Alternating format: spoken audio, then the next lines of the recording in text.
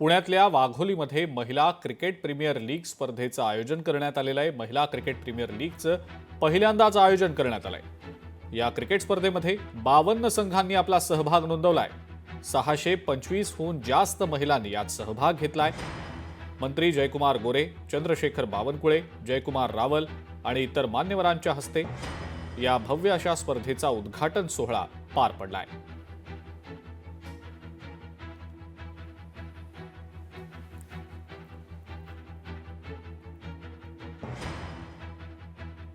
आमच्या मोदीजींनी ठरवलेलं आहे, आज आमच्या भगिनी 50% आहे आणि स्थानिक स्वराज्य संस्थांमध्ये 50%चं आरक्षण आहे।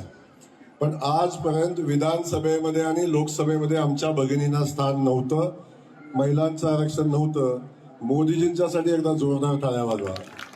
या संकल्पामध्ये केवळ विकासच नाही आहे, रस्ते, वीज, पाणी, या संकल्पामध्ये स्पोर्ट्स आहे, या संकल्पामध्ये क्रिकेट आहे, या संकल्पामध्ये आपण भारताला जगातला आता अत्यंत पुढारला देश म्हणून आपण खेळामध्ये पुढे नेतोय। माननीय मोदीजींनी यावर अनेक आपल्या खेळाडूंना प्रोत्साहन देण्याकरता वेगवेगळ्या पद्धतीने या देशातल्या प्लेयर्सला पुढे नेण्याचा प्रयत्न करताय।